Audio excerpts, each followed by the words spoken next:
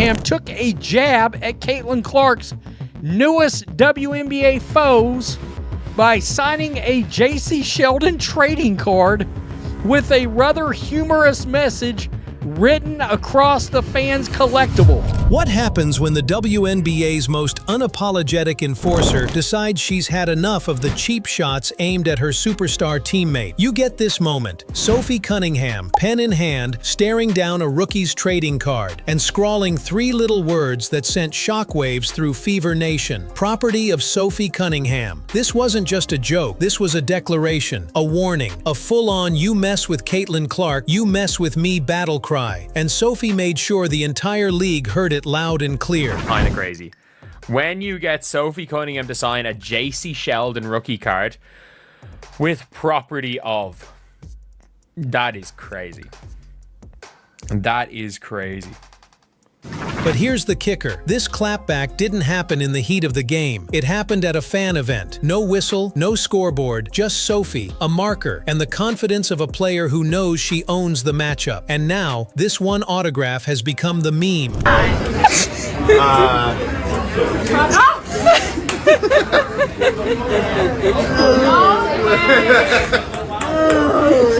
See, she's the problem. She is the problem.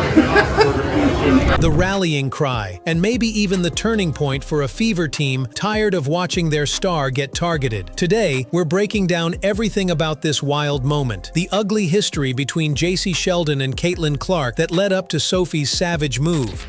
Just go tomorrow. You're on the Las Vegas Strip. What can the Las Vegas expect from Sophie? Oh, you know what? I'm just gonna be me. I don't go in there trying to predetermine anything. I'm dialed in. I need to focus on hitting my shots, making sure I'm executing the schemes right. I'm not focused on the extracurricular activities. And you know what? During that, it was just part of the game. I think the refs had a lot to do with that. It was a build-up for a couple of years now of them just not protecting, the star player of the WNBA. And so at the end of the day, I'm going to protect my teammates. That's what I do. And I'm a team player, so.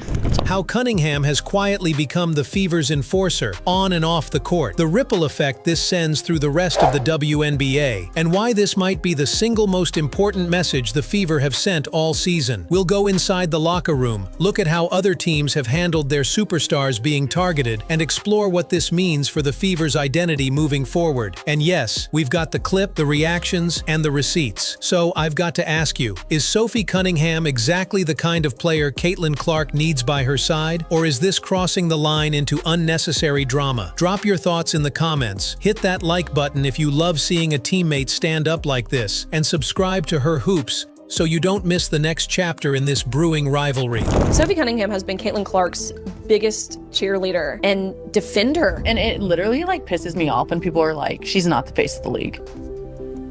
Who would be? What? When people try to argue that she's not the face of our league, or if our league would be where we're at without her, you're dumb as Yeah. You're literally dumb as The sad truth about this video we just watched is she is the first WNBA player I have seen to openly say this out loud, publicly, and not be ashamed in declaring it. To really understand why Sophie Cunningham's autograph went nuclear online, you've got to rewind the tape, because this wasn't a random, playful dig. This moment was years in the making for Sophie, and months in the making for Caitlin Clark. All season long, Clark has been the center of gravity in the WNBA. Caitlin Clark is the reason we have been talking about the WNBA. Hate it or love it, it's true. I don't believe that Caitlin Clark necessarily wants that title that everyone has been giving to her. I think she just wants to be appreciated.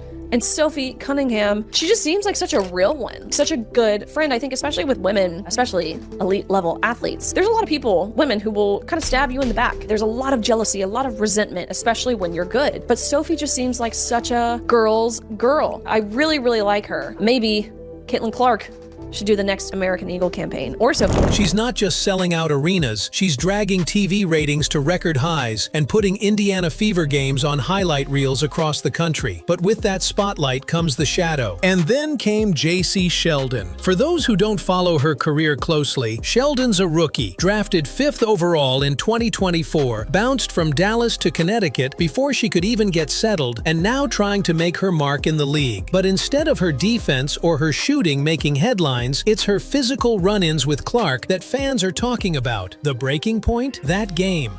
The same one where Marina Mabrey's NFL audition hit the viral feed. Before Mabrey even got to Clark, Sheldon was already stirring things up. Watch the clip. Clark tries to create space and boom, she catches a shot to the eye. Fever fans went from annoyed to furious in seconds. This wasn't just hard defense. This was unnecessary, deliberate contact in a season where Clark has already taken more than her share of it. And if you think Sophie Cunningham, Clark's ride-or-die teammate, was going to let that slide, you don't know Sophie. Later in that game, Sophie made sure Sheldon understood there were consequences. And she didn't stop there. She carried that energy right into a Fever fan event, and that's where the now iconic "property of Sophie Cunningham" moment was born. Here's the real issue, and it's bigger than just one rookie or one autograph. Caitlin Clark is the face of the WNBA right now, whether people like it or not. She's the draw, the ticket seller, the reason casual fans are even giving this league a shot. But with that star power comes a target, and every overly physical defender, every just part of the game foul, sends a message. We can hit her, and nothing will happen. That's dangerous, not just for Clark's health, but for the Fever's identity. If Indiana lets this pattern continue without a response, they're telling the rest of the league their star can be pushed around without consequence. And in sports, once opponents know they can get away with that, it becomes the game plan. That's where Sophie comes in. She's not just some bench spark plug. She's a starter, a shooter, a player who dropped 18 points against the Mercury when the rest of the Fever looked flat. She's earning her minutes and her voice, and she's using that voice to make a statement. If you hit Clark, you answer to me.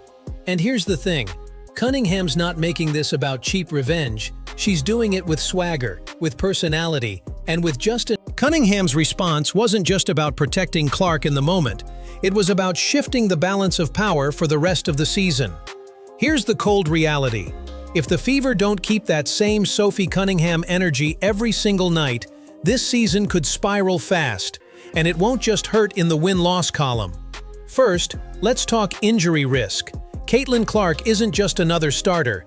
She's the single most valuable marketing and revenue engine the WNBA has had in years. The league knows it, the sponsors know it, the fans definitely know it.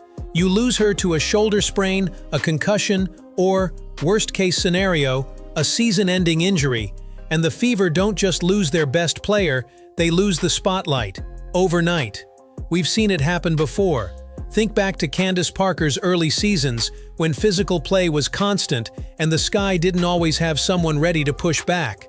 The hits piled up, the injuries came, and her prime years were shortened. Then there's the psychological impact. It's one thing to get knocked down and get back up. Clark's done that plenty this year. But if every drive to the basket turns into a collision, you start hesitating.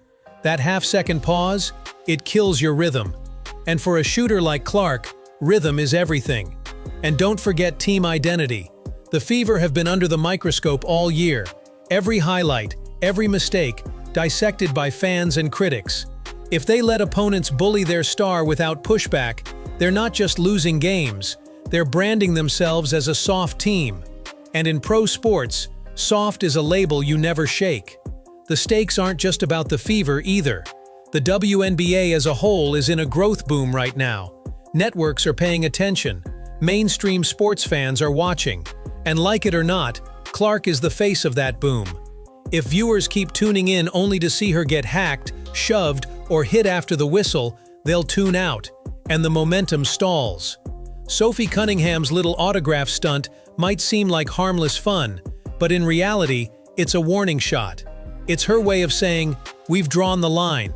The question now is whether the rest of the Fever, and maybe even the league, are willing to back that up. Because if they don't, you can bet defenders like Jacy Sheldon will keep testing that line until someone makes them stop.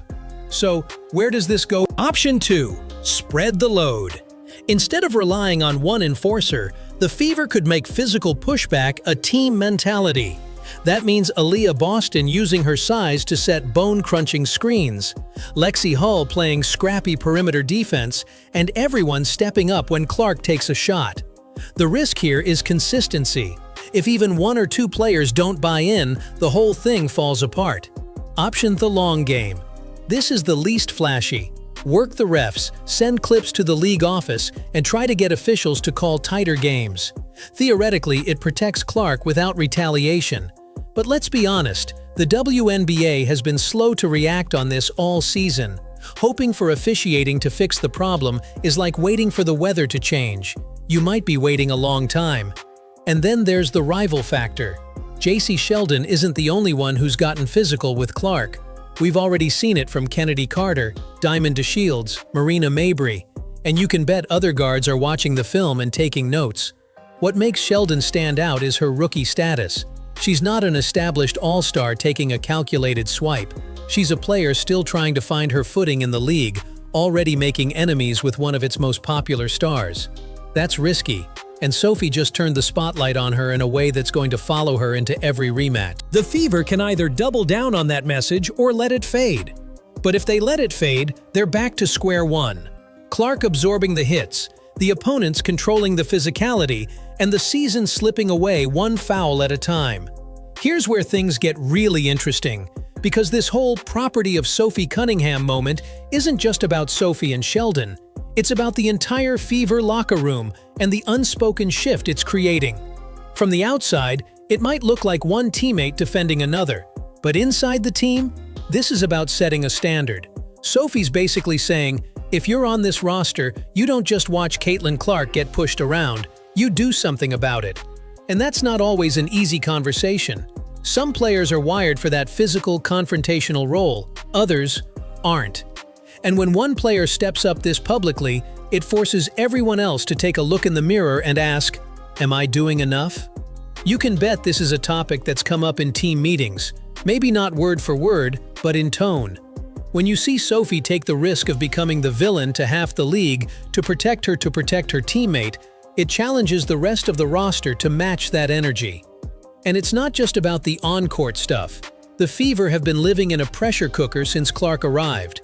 Every practice, every game, every media scrum is magnified. That wears on players, especially when the conversation is 90% about one teammate. Sophie's willingness to publicly own that role as Clark's protector takes some of the heat off Caitlin, puts it on herself. That's a huge locker room service. But let's be real, there's also risk here. Fever's personality is big, bold, and unfiltered. That plays well with fans, but in a locker room, it can rub the wrong way if not everyone's on the same page.